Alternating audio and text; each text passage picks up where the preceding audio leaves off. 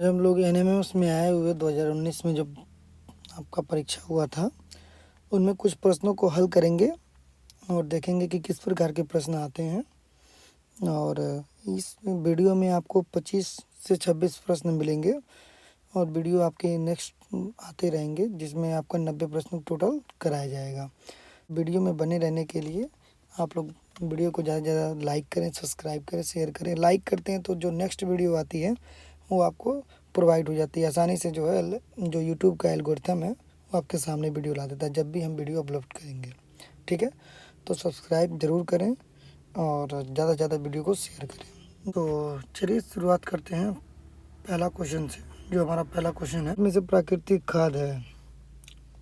तो आप लोग गाँव में अक्सर सुनते होंगे, जो गाँव में बनाया जाता है कंपोस्ट, सड़ा करके गला करके पत्तियों को, उसको वर्मी कंपोस्ट कहते हैं, जो कि ये रासायनिक खाद नहीं होता है। दूसरा क्वेश्चन कह रहा है, जीव जंतु एवं पेड़ पौधों की प्रजातियां जिनकी कोई भी प्रतिनिधि वर्तमान में जीवित नहीं है क्या कहलाती हैं?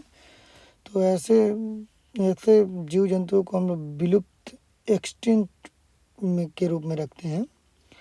तीसरा प्रश्न जो है हमारा है कि प्रदर्शित पादप चित्र में अलैंगिक प्रजनन का कौन सा प्रकार पाया जाता है? तो ये होता है आपका कायी प्रवर्धन। ठीक, कायिक प्रवर्धन होता है ये इस तरह का। फिर प्रश्न है आपका, रुधिर के लगभग कितना प्रतिशत भाग रुधिर कणिकाओं से बना होता है? तो 40%। ठीक है, नेक्स्ट है, सर्दी जुकाम का संचरण करने वाला वायरस है। तो सर्दी जुकाम का जो संचरण करने वाला वायरस है वो है राइनो वायरस। ये आपका राइनो वायरस है। ठीक, बाकी ये जो 3 वायरस हैं आपका, जैसे वेरिसेला जोस्टर, ये चिकन पॉक्स के लिए उत्तरदायी होता है। ठीक है, पोलियो वायरस तो सुना ही आप लोगों ने, पोलियो जो बीमारी होती है उसके लिए है। ह्यूमन इम्यूनो वायरस जो होता है वो HIV एड्स के लिए उत्तरदायी पाया जाता है। ठीक, तो ये 4 आपके वायरस हैं जो जिनका मैंने काम बता दिया क्या करते हैं। प्रश्न छठवां है आपका कि पादपों में जल का परिवहन होता है। तो पादपों में जल, देखिए याद रखिएगा, ज से आप जल याद रखिएगा और ज से जाइलम। ठीक है, बाकी कुछ पूछेगा तो फ्लोएम होगा। तो ये इसका आंसर होगा आपका जाइलम के द्वारा परिवहन होता है जल का पादपों में। ठीक, फिर है कि 5 जून को कौन सा दिवस मनाया जाता है? तो 5 जून को विश्व पर्यावरण दिवस मनाया जाता है। विश्व पर्यावरण दिवस मनाया जाता है 5 जून को। ठीक, फिर प्रश्न है, स्कर्वी रोग किस विटामिन की कमी से होता है? तो स्कर्वी रोग जो होता है विटामिन सी की कमी से होता है। ठीक, विटामिन सी की कमी से कौन सा रोग होता है? स्कर्वी रोग। निम्नलिखित में से किस अंग की भीतरी सतह पर रंध्रांकुर पाए जाते हैं? तो वो होता है आपका स्मॉल इंटेस्टाइन, जो क्षुद्रांत्र कहते हैं। ठीक, आंत होती है उसी में पाया जाता है ये। ठीक है, फिर 10वां प्रश्न है, निम्नलिखित में से कौन सा हार्मोन हमारे रुधिर में कैल्शियम के स्तर को नियंत्रित करता है? तो पहला ऑप्शन है पैराथायराइड हार्मोन। ठीक, यही ऑप्शन आपका सही भी है। और ऑप्शन आप में है थाइमोसिन हार्मोन। ये क्या करता है? ये आपके इम्यूनिटी सिस्टम, आपके शरीर के इम्यूनिटी सिस्टम को बढ़ाता है, प्रतिरक्षा प्रणाली को। थायरॉक्सिन हार्मोन क्या करता है? ये वृद्धि, विकास और ऊर्जा प्रदान करता है आपके शरीर को। और एंड्रिलन हार्मोन जो होता है वो उसको लड़ो और भागो के नाम से भी जानते हैं, जो कि तनाव की अवस्था में ये प्रतिक्रिया करता है। ठीक, इससे हृदय की रक्तचाप को बढ़ा देता है, गति को बढ़ा देता है। फिर मेढक के हृदय में होते हैं, तो मेढक के हृदय में होते 2 अलिंद 1 नीले। ठीक है, फिर कह रहा मछलियों में पानी में तैरने या गति करने के लिए कौन से अंग सहायक होते हैं?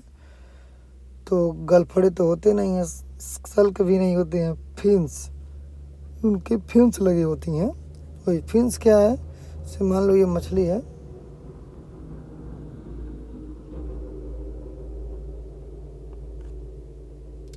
ये जो निकली हुई है, ठीक, इस भाग को, इसी भाग को हम लोग फिन्स कहते हैं। इसी से मछलियाँ तैरती हैं। फिर कह रहा है जोंक किस अंग से श्वसन करती है? तो जोंक देखो, जोंक त्वचा से, स्किन से श्वसन करती है। वक्षी कंकाल का भाग पसली होता है। वन में सड़े गले मृत जीवों में अपना भोजन प्राप्त करके प्राकृतिक आवासों को स्वच्छ रखने का कार्य करता है। तो ये कार्य करता है आपका हाइना, जरख। ठीक। वायु उदाहरण है किसका? तो ये मिश्रण का उदाहरण है। ठीक। ठोस को गर्म करने पर वाष्प में बदल जाता है, ठंडा करने पर ठोस बदल जाता है। तो ऐसी क्रिया को हम लोग क्या करते हैं? तो ऐसी क्रिया को हम लोग कहते हैं ऊर्ध्वपातन। इसमें ये चीज़ नहीं हो रहा है, इसमें वो लिक्विड फॉर्म में नहीं हो रहा है। जनरली जो भी होते हैं वो ठोस,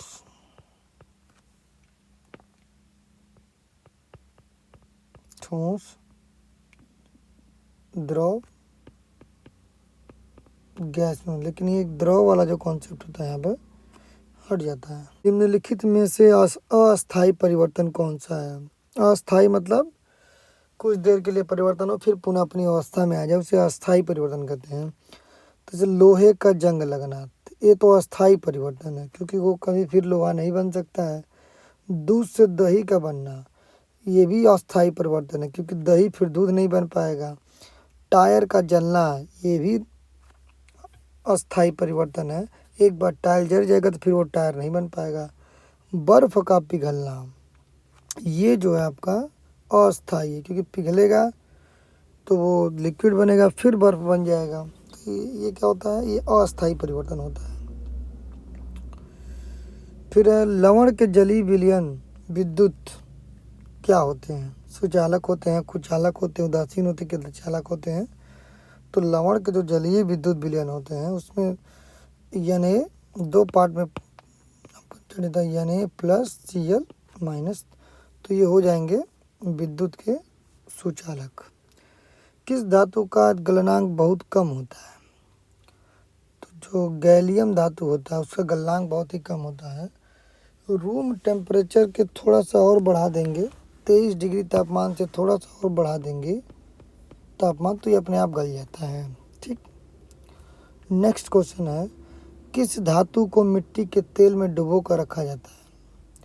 तो सोडियम धातु को मिट्टी के तेल में डुबो कर रखा जाता है क्योंकि सोडियम हवा और पानी के संपर्क में आते ही हो जाता है, अत्यधिक क्रियाशील हो जाता है। जो केरोसिन होता है वो इसको नमी, हवा और पानी से बचाता है, इसी वजह से उसको मिट्टी के तेल में रखा जाता है। संश्लेषित रेशे का उदाहरण क्या है? तो पहले जानते हैं ये होता क्या है। जो प्राकृतिक रूप से प्राप्त नहीं होता है उसी को क्या कहते हैं? संश्लेषित रेशे, मतलब जो मानव बनाता है। तो रुई, कॉटन, ये तो प्राकृतिक रूप से मिलता है। रबड़, ये भी कुछ कुछ मामलों में प्राकृतिक रूप से मिलता है। गोंद, गोंद तो चिपकता है, रेशा है ही नहीं। रेयान, जो रेयान है ये मानव द्वारा निर्मित है, इसी को कहते हैं संश्लेषित रेशा। नेक्स्ट क्वेश्चन है कि CaCO3 गर्म करने पर क्या बनेगा?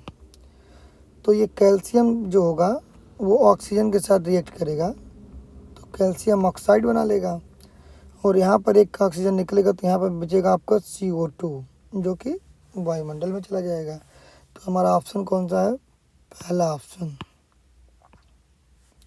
ठीक। रसोई के बर्तनों के हैंडल में बनाने में सबसे उपयुक्त पदार्थ कौन सा है? तो सबसे उपयुक्त पदार्थ कौन सा होगा? पॉलीथीन, जो हम लोग यूज करते हैं वो तो मान के चलिए कि तुरंत गल जाएगा आपका, प्लास्टिक है, हीट हो जाएगा। नायलॉन, ये भी इसका भी नहीं बना सकते हैं। PVC, ये खुद पॉलीथीन होता है। बैकेलाइट एक ऐसी चीज़ होती है जिसमें टेम्परेचर का ज़्यादा प्रभाव नहीं पड़ता है, तो बैकेलाइट है इसका आंसर। द्रव अवस्था में पाए जाने वाली धातु कौन है? तो ये ऑक्सीजन तो होता ही नहीं है, कार्बन भी ठोस होता है, नाइट्रोजन भी नहीं है, ऑक्सीजन ये गैस है। तो द्रव अवस्था में पाई जाने वाली अधातु कौन सी है? तो ब्रोमीन है। पथमापी से मापन होता है, नाम से ये पथ, पथ मतलब रास्ता, तो रास्ता कौन बताएगा? दूरी। ओडोमीटर क्या बताएगा? दूरी। आयतन नहीं बताएगा, ना क्षेत्रफल ना चाल।